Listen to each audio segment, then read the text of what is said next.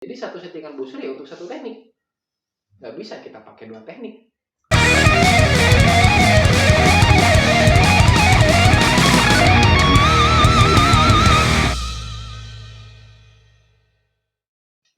Assalamualaikum warahmatullahi wabarakatuh. Salam hangat, salam Spotlight. Kembali lagi dengan kami Spotlight Channel. Masih dengan ngotek tak. Ngobrol teknik dan taktik. Kali ini kita akan membahas tentang hooking. Ya. Nah, kalau kemarin di episode 2 kita bahas tentang grip. Itu untuk tangan yang kiri ya kalau pemana right-handed. Kemudian tangan yang satunya itu kan megang tali ya. String. Nah, String. itu dinamakan dengan hooking. Betul. Hooking itu tangan kita menarik atau gimana sih kok sebetulnya teknik hooking yang benar? Untuk hooking ya semua kita sudah tahu dari semua jenis busur itu pasti ditarik. Betul nggak? Karena ada talinya. Ada talinya, benar gitu kan. Nah, ada yang ditarik dengan menggunakan alat, ada juga dengan langsung menggunakan jari. Yang menggunakan alat itu sudah dipastikan itu pasti busur compound. Compound pasti dengan apa itu dengan istilahnya apa ya? Trigger. Thumb release, ada dengan back tension release, itu pasti ada hooknya. Pasti ada kaitannya. Nah, untuk hook sendiri itu digunakan bagi pemanah tangan kiri ya. Pegangan busur tangan kiri pasti di kanan dong. Hook itu dengan 3 jari, sudah kita tahu untuk semua busur modern 3 jari. Untuk crossbow ada yang menggunakan jempol, ya seperti teknik Asia. Ada yang dibalik tangannya dengan menggunakan 2 jari. Nah, itu teknik Rusia tuh. Gini dibalik kayak kompon dia pakainya. Gitu. Nah, untuk hooking juga terdiri dari beberapa jenis, Coach. Yang pertama ada deep hook. Deep hook itu apa sih namanya nih? Buku jari apa? Ruas jari. Buku mah buat tulis. Ruas jari kedua di sini. Ini tutup tep. Nah, ini deep hook. Ada juga yang medium di sini tengah-tengah. Ada juga yang short depan. Masing-masing punya efek yang berbeda. Deep hooking dulu deh. Oke. Untuk deep hook keunggulannya ini jari kita kuat. Kuat. Dengan catatan jarinya memang harus sesuai dengan fungsinya. Ya, karena di hook itu ini perlu kita luruskan juga, Coach. Mohon maaf bagi yang baru-baru pegang busur, hook itu tidak menggunakan jari. Narik itu tidak menggunakan jari. Jari itu hanya mengait. Istilahnya juga hook. Hook itu untuk mengait ya. Jadi jari itu kencang tapi tidak narik. Tidak memberikan tenaga untuk tarikan ya. Iya, hanya untuk mengait saja. Betul, hanya untuk mengait saja. Lalu disimpan di sini. Ini lebih rileks, lebih yakin, lebih kuat untuk deep hook. Tapi kelemahannya adalah lintasan string untuk lepas dari jari itu panjang.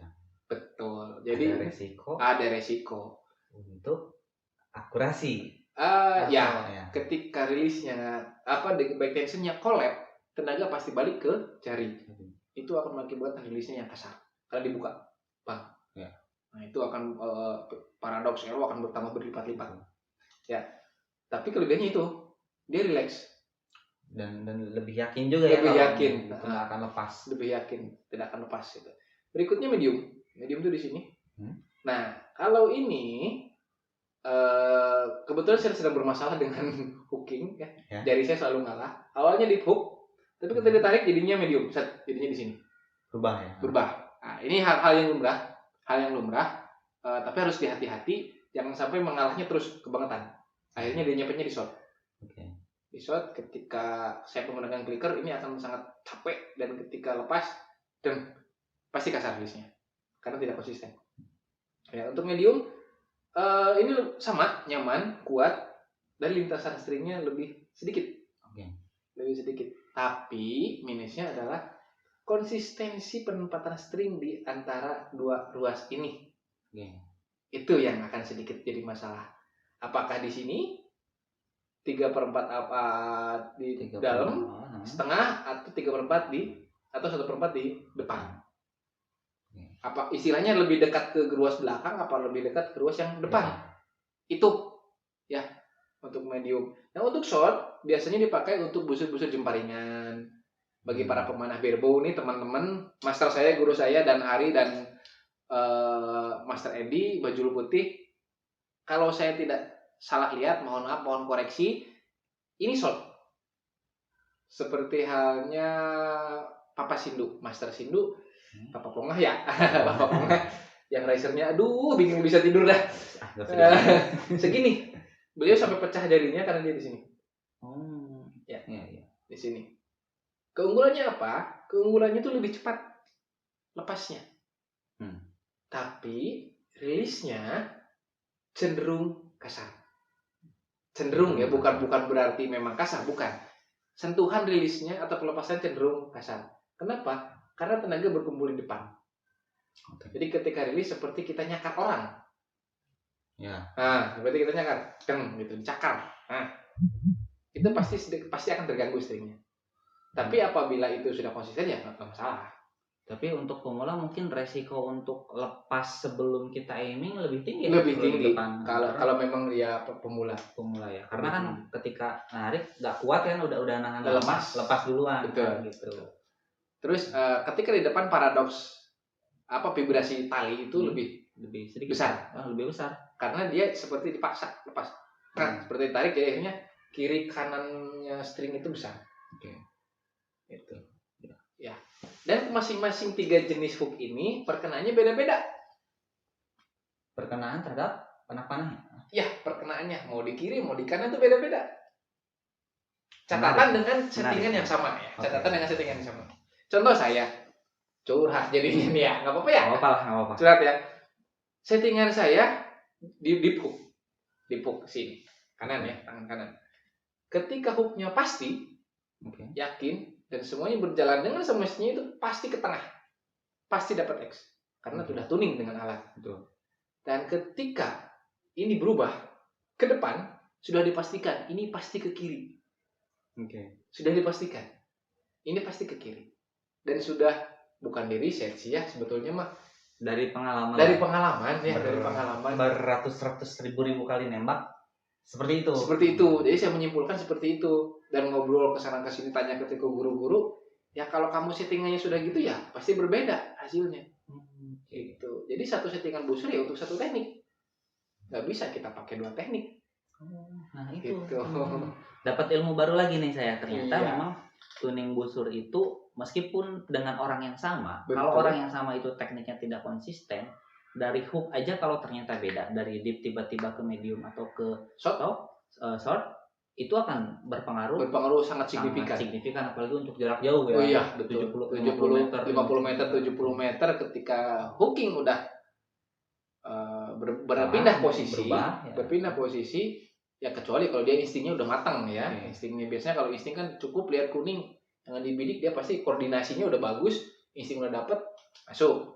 Kalau yang kayak saya mah ya wassalam dah. Terus gimana ini caranya agar hooknya itu kita bisa setidaknya, mungkin kalau kualifikasi 72 anak panah ya bisa terus konsisten. Itu ada tips-tips khusus mungkin? Untuk konsistensi hooking kembali lagi ya ke feel, karena memang panahan itu kita menyambungkan hati dan pikirannya. Untuk konsistensi hooking, biasanya saya dan teman-teman yang lain bertanya-tanya kemana-mana pun sama.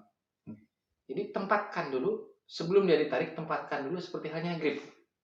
Duduk dulu, grip duduk, hook duduk. Makanya ada setup. Ada setup kan. Setup itu kan ditarik setengah, kasih tension depan belakang, baru diangkat dan drawing kan. Nah, pada saat setup inilah, namanya juga setup, menyiapkan grip kita siapkan, hook kita siapkan, kasih tension sedikit, ini ngasih, ini dorong, ini tarik, itu sudah pasti akan berasa di grip. Pertahankan itu. Kalau feel yang udah dapet, seperti ini, pertahankan posisi itu. Setup, drawing, kemudian sampai dengan release. Betul. Dan ada hal yang diperhatikan terkait hooking. Apa? Posisi pergelangan tangan ini. Ya, pergelangan ini ya. Pergelangan. Apabila kita lagi sedang hook, ini pasti akan jadi satu kesatuan ke belakang. Kan untuk drawing. Hindari dengan seperti ini. Karena kita pengen setup, jadi diangkat. Nah, ada tekukan seperti ini hindari. Kenapa itu coach? Ini akan mengakibatkan tenaga macet di sikut. Coach. Macet di sini tenaganya. Apalagi yang pemana recurve, yang pemula-pemula kayak saya ketika narik hook, setup, drawing, karena pengen pertahankan jari, akhirnya dia tekuk. Ketika masuk anchoring, ini sudah berubah konstruksinya. Itu akan menyebabkan tenaga tektok bolak-balik terus, nggak ngalir tenaganya. Itu satu. Kedua adalah pertahankan vertikalisasi apa sih? Aduh, bahasanya udah. Pertahankan posisi vertikal. Lurus gini. Lurus, ya. Lurus ini. Makanya di setiap ada tab yang memang diciptakan ada fingerage-nya ya, kaitan untuk kelingking, kaitan untuk kelingkingnya itu menghindari ke sana. Jadi kebanyakan pas ketika narik keenakan. Jadinya gini. Nah, pada saat anchoring itu pasti akan miring. Kalau kita dari awal sudah miring. Jadi gini ya, tangannya gini gitu. Gini, keluar. Oh. Akhirnya terus gini ya. Lurus. Ini gini ya, bengkok. Ya, kita awalnya gini, ini lurus. Ketika tarik, karang pertahan posisi jadi gini. Oh, berarti kalau nggak gini, kesalahan yang terjadi. Jadi stringnya kan jadi nggak lurus ya, jadi bengkok gitu. String miring, otomatis busur pun akan miring. Ketika itu diperbaiki di depan, dipaksa untuk lurus, ini udah ngaco. Mendingan cancel, balik lagi ya. Balik lagi setup ulang. Oke. Gitu.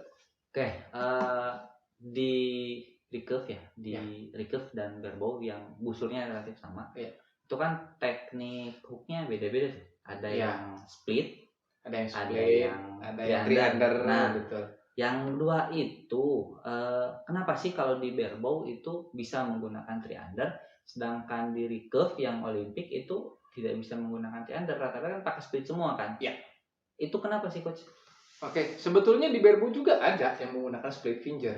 Ada, tapi kebanyakan memang yang three-under. Kenapa three-under? Karena mereka butuh yang namanya crawling. Butuh banget yang namanya crawling. Apalagi yang multi jarak atau jaraknya 18 meter misalnya jarak indoor, itu kan pasti ada crawl. Iya. Bahkan yang 50 meter pun yang setupnya yang pasti pakai crawl ada, yang dimentokin juga ada gitu. Mereka pasti butuh yang namanya crawling, jadi mereka pasti three-under. Oke. Untuk mencari crawling, kalau istilah kalau di Olimpik itu ada visir ya. Karena mereka setelah tembak pasti berubah, nol lagi visirnya, cari lagi. Kita tahu sendiri kan, beda 1 mili aja kan, udah nggak ke depan seperti itu. Dan untuk Olympic style yang rimbil banget alatnya ya, yang lengkap lah gitu ya. Kenapa menggunakan split finger? Itu untuk konsistensi tarikan. Biar tarikannya tetap di situ, titik itu yang pakai point, kemudian tarik situ.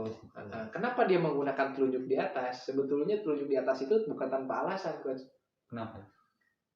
Telunjuk di atas itu untuk membantu tarik supaya si anak panah itu naik.